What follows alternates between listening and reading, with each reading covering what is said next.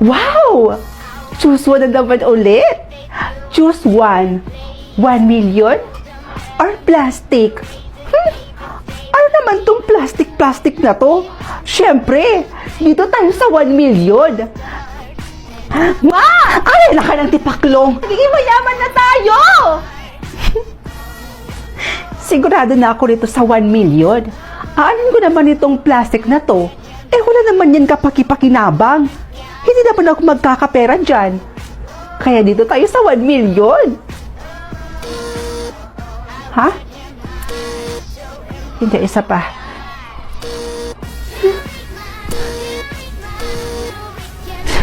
Ano pa naman yan? Bakit pa nilagay sa choices kung hindi rin naman pala mapipindot? Kakainis. Walang kwenta. Ay, nakakainis naman. Bakit pa kasi nilagay sa choices kung hindi naman pala mapipindot at makukuha? Anin ko yung plastic?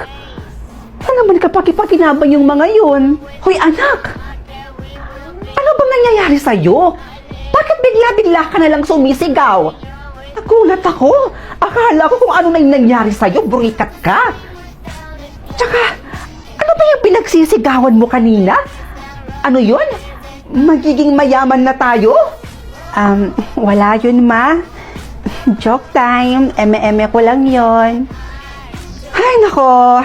Kaka-cellphone mo yan, nak. Ito kang basura, o itapon mo nga dun sa may labas. At nang may pakinabang ka naman, hindi yung puro cellphone na lang inaatupag mo.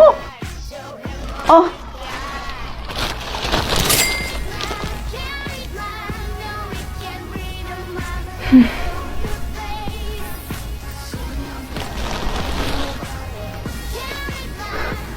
Totoo ba yun?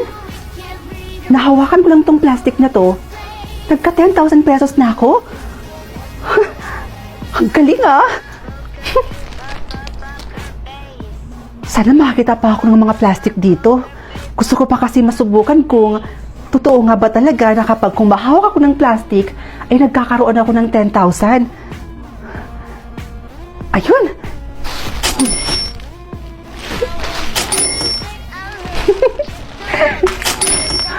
Totoo nga!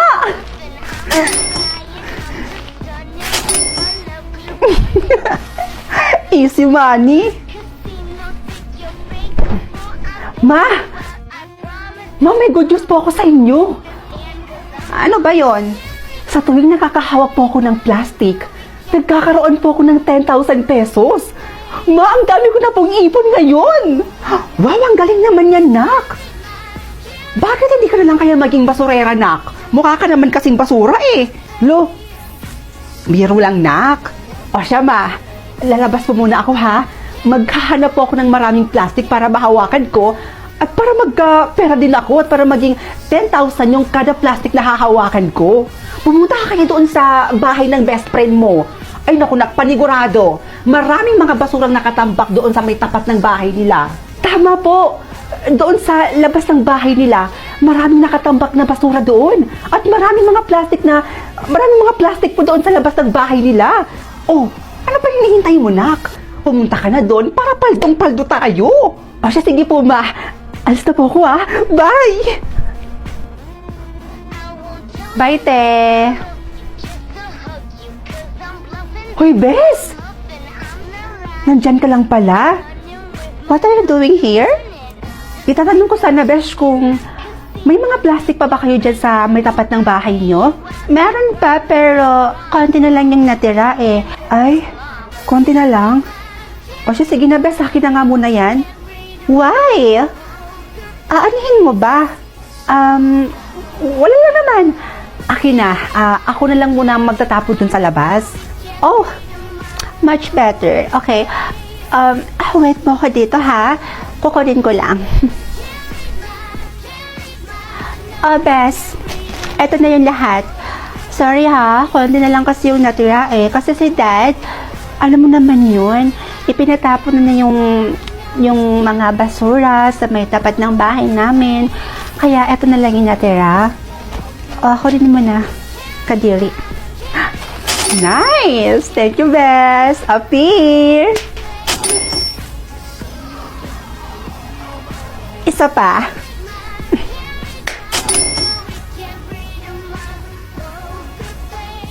Isa pa, Bes. Pisting yawa. So, pinaplastic lang niya ako? Isa pa, Bes.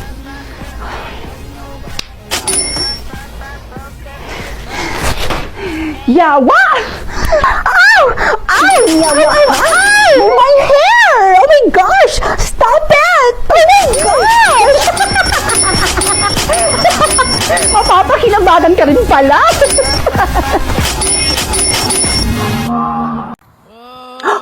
Wow! Choose one! 20 million? Or sombrero? Siyempre, 20 million! Aanuhin ko naman tong sombrero. Ha? Bakit naging sombrero to? Ang daya naman. Kakawin ko dito. Kakainis. Rods? Bago ba yung sombrero mo? Ito? Oo. Kakabili ko lang kanina. Ay, we? Sige nga, tingnan nga natin kung bagay sa'yo. Sige, wait. Wow! Bagay nga. Lakas ng dating mo kapag nakasombrero. Bigaon, bahog bilat. Nilalandi mo pala yung boyfriend ko? Hoy, hindi Saan mo naman nalaman yan? Umalis ka nga sa harapan ko. Bigaon. Ay, Rods, teka. Magpapaliwanag muna ako. Ayaw mo umalis? Hindi ako naaalis. Nahiya pa ako sa'yo. Wow! Ang ganda pala ng sombrero na to, In fairness. Besh! Oh, Besh! Saan ka pupunta at anong ginagawa mo? Hoy, Besh, ano ka ba? Nagtatanong ako. Hoy, Besh, hindi ka pala nakakatulog kapag hindi ka nakakapagkape? Hoy, paano mo nalaman yun? Biggest secret ko yun hindi ko rin alam. Siguro tsamba lang? Sige, alis na ako. Tsamba ba yun? Napakahiwaga naman ng sombrero na to. Lahat ng sikreto, nalalaman ko. Ay, Rods! Oh, Aling Marites. Rods, nalaman mo na ba kung anong nangyari sa kapatid mo? Bakit po? Anong nangyari sa kapatid ko? Kasi yung kapatid mo yun, 1 oras nang nawawala. Nawawala? Oo. Bakit? Dinukot daw ng taong hindi kilala? Diyos ko, hindi pwede to. Kailangan kong iligtas ang kapatid ko. Gamit ko kaya tong sombrero. Baka malaman ko kung nasaan yung kapatid ko. Kapag hindi pa dumating ang ate mo, papatayin na kita. Hindi ako papayag. Ililigtas kita, kapatid ko. O Rod, saan ka pupunta? Ililigtas ko yung kapatid ko.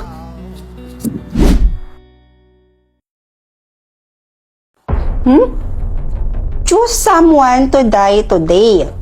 Rapist or your father? Siyempre, mas pipiliin ko yung rapist. Nay, alis na po ako Papasok na po ako sa school. Anong oras na po kasi? Baka malate na ako. Sige anak, mag-iingat ka. Lalo na sa puting van. Nangunguha pa naman yan ng pangit. Sige Nay. Apo, papasok ka na ba ngayon sa eskwelahan? Opo, Lolo. Papasok na po ako sa eskwelahan. Ba't ngayon lang po kayo pumunta dito? Napadalaw yata kayo. Mano po pala? Kaawaan ka ng Diyos. Nga pala, Apo, nasa bahay niyo ba ngayon yung nanay mo? Opo. Nasa bahay lang si nanay nagpapahinga. Bakit po, Lolo? Pupuntahan ko lang at kakamustahin na din. Sige po. Sige, Apo, pumasok ka na. Oo nga pala. Anong oras na? Lolo, alis na ako Papasok na po ako. Sige, Apo, mag-iingat ka. Sige po. Bakit kaya ganun? Ba't iba yung pakiramdam ko kay Lolo? Bakit na kaya hinahanap si nanay? Beshi! Uy, Bes! Kamusta? Sino pa yung pinili mo? Yung sa akin kasi, Bes, piliin ko daw kung sino yung gusto kong mamatay ngayon. Tapos, yung choices, rapist or your father. Siyempre, pinili ko yung rapist. Dapat lang yung ginawa mo, Beshi. Kasi kahit papano, nabawasan naman dito sa mundo yung mga ganong klaseng tao. Kaya nga. Uy, Burikat. After ng class, gala tayo? Punta tayo sa mall. O sige, libre mo naman yan kaya go ako dyan. Sandali lang, Bes, ha? Sasagutin ko lang, tumatawag si nanay. O sige lang, Besh. O hello, Nay. Napatawag po kayo. Anak, ang lolo mo. Umuwi ka dito ngayon. Bilisan mo. Ano po? Emergency. Si Lolo? Ano po nangyari kay Lolo? Anak, Dasiga. Dasiga, umuwi ka na dito ngayon. O sige po, Nay. Sige po, uwi na po ako dyan ngayon. Besh, uwi mo na ako, ha? May emergency lang. Sige, Besh. Go lang, go. Ingat ka, ha? Sige. Nay, kamusta si Lolo?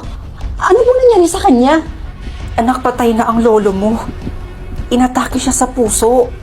At may tao daw na pumili sa kanya para mamatay. Ha? Sino naman daw po yun? Inaalam pa ng mga pulis. Pero wag kang mag-alala, anak.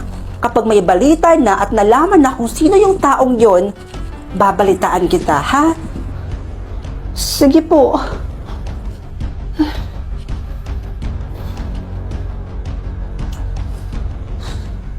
Sino kaya yung taong pumiling mamatay yung lolo ko? Kung sino man siya, sana kalmahin siya. Anak! Oh, Nay! Kamusta po? Nalaman na po ba kung sino yung pumili kay lolo para mamatay? Oo, anak. Alam na kung sino ang pumili sa lolo mo para mamatay. At ikaw yon. Ikaw ang pumili sa lolo mo para mamatay. Ako? Bakit ako? Nay, hindi ko po yung magagawa kay lolo. Anak, nagkaroon ka ng choices kanina. Alam ko yon. Pero bakit pinili mo yung lolo mo para mamatay? Anong klaseng apo ka? Choices? Pero, choose someone to die today. Rapist or your father? Siyempre, mas pipiliin ko yung rapist. Nay, hindi po ako yung pumili kay Lolo.